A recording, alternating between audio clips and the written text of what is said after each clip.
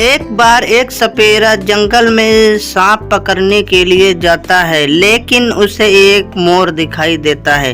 मोर को देखकर सपेरा आगे तो बढ़ जाता है, लेकिन कुछ दूर चलने के बाद वहाँ एक चील उड़ाती हुई दिखाई देती है। चील उसके सर के ऊपर से उड़ रही थी। चील को देखकर सपेरा समझ जाता है कि आज तो कुछ अनहोनी होने वाली है, लेकिन सपेरा आगे बढ़ जाता है। फिर उसे एक सांप का बिल दिखाई देता और वह सांप पकड़ने के लिए तैयार हो जाता है।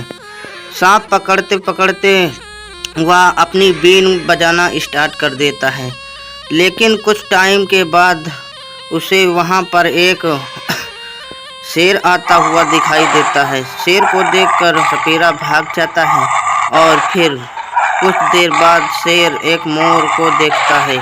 मोर को देखकर शेर मोर पर हमला तो नहीं करता, लेकिन वहाँ चुपके से भाग जाता। बहुत प्राचीन समय की बात है। एक बार एक धोबी अपने बेटा के साथ मेला में एक गधा खरीदता है और वह घर के लिए वापस हो रहा था, लेकिन रास्ते में उसे एक लड़की दिखाई देती है।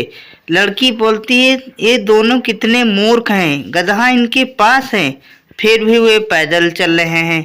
इन दोनों की बात सुनकर वे दोनों मन में कुछ विचार करते हैं और लड़का उस गधे के ऊपर बैठ जाता है, लेकिन व्यापारी ऐसे चलता ही रहता है। लेकिन कुछ दूर चलने के बाद उसे एक आदमी आता हुआ दिखाई देता है।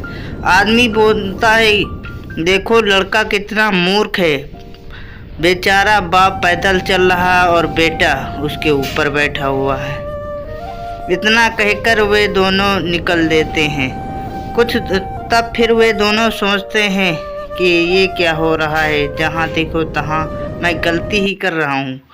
कुछ दूर चलने के बाद एक बूढ़ा दिखाई देता है। बूढ़ा कहता है कि देखो कितने दोनों मूर्ख है, गधा इनके पास है, फिर भी दोनों भी पैदल चल रहे हैं। उस बूढ़े की बात को सुनकर वो व्यापारी उस गधे पर सवार हो जाता और बेटा उतर जाता है। कुछ दूर चलने के बाद वे दोनों जा ही रहे थे, फिर वे दोनों एक गधे पर बैठ लेते हैं। गधे पर जाते जाते उन्हें एक डाकू दिखाई देता है। डाकू बोलता है, वे दोनों कितने बेवकूफ़ है, इतना गधा कमज़ोर और लाचार है बेचारा, लेकिन वे दोनों उसके ऊपर बैठे हुए। तभी वह व्यापारी और उसका लड़का उस गधे को टांग लेकर चले आते हैं।